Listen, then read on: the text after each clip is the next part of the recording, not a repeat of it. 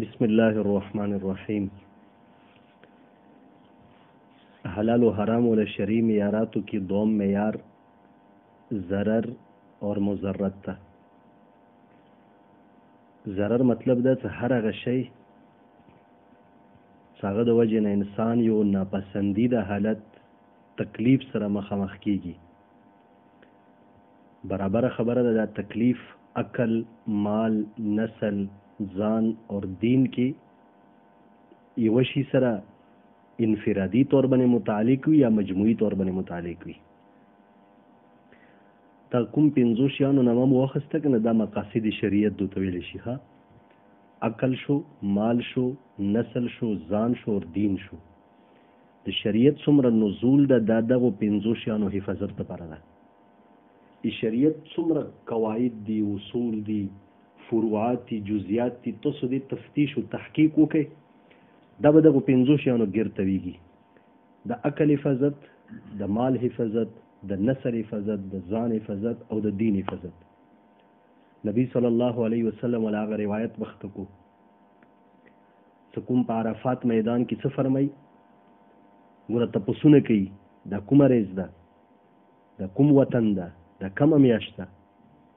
او هغه نه بعد نبی علیه السلام څه ورته وفرمیل؟ وی د تاسو ځان، د تاسو مال، د تاسو عزت تاسو منځ کې داسې حرام دي لکه د دې شهر حرمت، لکه د ورځې حرمت، د دغه وخت حرمت. یعنې د ټول حرمتونه را جمع که هم دومره محترم ده یو انسان او د مسلمان والا ځان ده، دغه عزت ده، دغه مال ده، دغه نفس. شریعت د دغو شیانو مقاصدو شریعت مقاصدو کې دا داخل ده چې دې شیانو څه وشي؟ حفاظت وشي. عقل ضایع نه شي، دا د محفوظ پاتې شي. ویلې عقل هغه شی ده څنده باندې تکلیف دارومدار ده، مجنون خو مکلف نه وي. مال حفاظت وشي ځکه مال هغه شی ده چې موږ په خپل دغه معاش کې دې ته څه شي یو حاجتمن یو. نسل حفاظت وشي ځکه نسل هغه شی ده چې دې په وجې باندې د کوټه او د کره پته لګېږي. اندې صفایي سره یو انسان معاشرې کې قابل فخر سر اوچتولی شي چې زه څوک یم. لکه محمد رسول الله صلی الله علیه وسلم څه فرمیل؟ څومره فخریه انداز کې غزوه حنین کې 4000 تیر اندازو منځ کې سیل انا النبی لا کذب انا ابن عبد المطلب، او یو روایت کې دی انا ابن ابن عبد المطلب. اور عبداللہ ابن قمیہ نبی علیہ الصلوۃ والسلام نے گزاروں کو سے ہوتے خذ انا ابن قمیہ، زه ابن قمیہ یم. اته نبی علیہ السلام به دعا وکړه اقماک الله، الله دې ته څه شي کی برباد او ټوټې ټوټې کی. غرض مدا او نسل هغه شی د سدی باندې انسان معاشري کې څه شي وي؟ معزز وي. او د شریعت مقصد دا ده چې د ځان حفاظت وشي اور به د ټولو مقاصدو نه بڑھ کر کې مقصد د دین او د ایمان ته وشي تحفظ وشي. نو دویم معیار ضرر ده. ضرر مطلب دا ده چې د مو تاسو عقل، مال، نسل، ځان او د دین ته وشي انفرادي اور اجتماعي طور باندې حفاظت وشي. هر مضر شي استعمال حرام ده. ماکولات وی، مشروبات وی، ادویات وی یا کاسمیټک سامان وی، هر مضر شي استعمال څه ده؟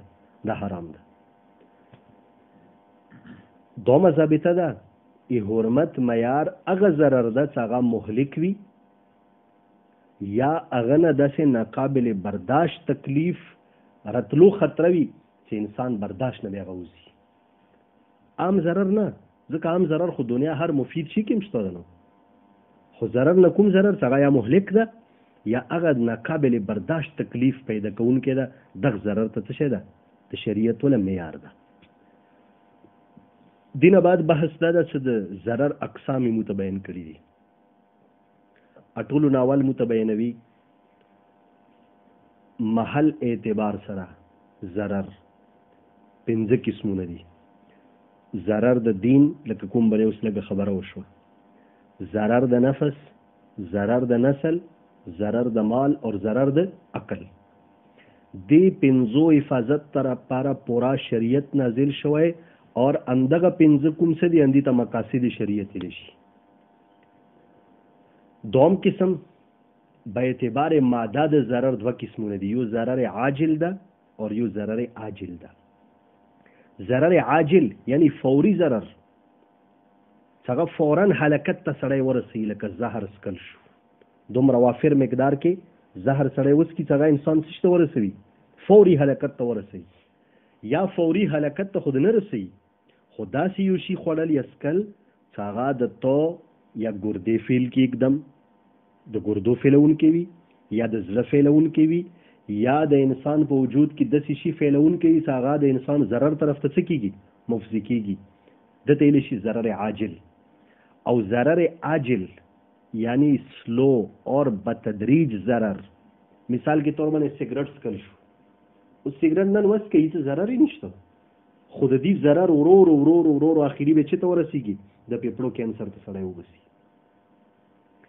او دریم ضرر په اعتبار د نسبت سره هم ضرر دوه قسمونه دي. یو ضرر عام څنګه ولا ضرر مطلق اور عام وي، لکه زهر څکل شو. دوم ضرر خاص چې دغه ضرر خاص وي، هر چا دپاره نه وي، لکه شوګر مریض دپاره چینی ولا ضرر شو. اوس چینی خو یو مفید شی ده د زندګي، هر سړي دپاره مفیده ده، خو چې کوم سړی شوګر کې مبتلا شو هغه دپاره بیا مضره ده. همدارنګې د ګردو مریض دپاره ډاکټر چاولو استعمال ممنوع کو. اوس چاول ټولې دنیا ته مفید دي، د دپاره څه شی دي؟ ممنوع دي. که دی خوري اوس کې استعمالوي لګیا ده، دې ته به ضرر رسېږي. او څلورم تقسیم د ضرر هغه په اعتبار د ضررم په اعتبار د صفتم د ضرر څو قسمونه دي؟ دوه قسمونه دي. یو ضرر حسي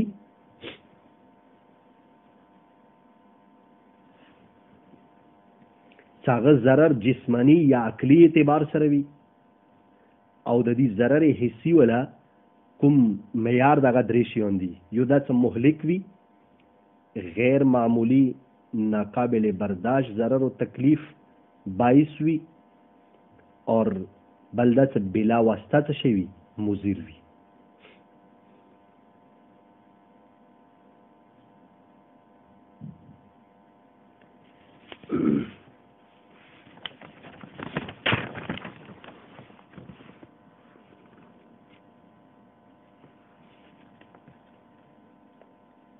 دلته د ضرر یو قسم پاتې ده، څه ویلې پاتې شوی. چلو خیر دی، زه بیا وګورم. فقهای کرامو چې کوم مضر شیانو نه بحث کړی ده، هغه مندرجه ذیل درې قسمونو اعتبار سره کړی. یو سمیات زهریله، دوم مفترات یا مفترات، اور دریم مخدرات. دغه دروله تفصیلی بحث که خیر وي انشاءالله به آینده روزو کې کوو، چې موږ تاسو ته د ضرر والا کوم د معیار دغه ټول څه شي مخته راوځي.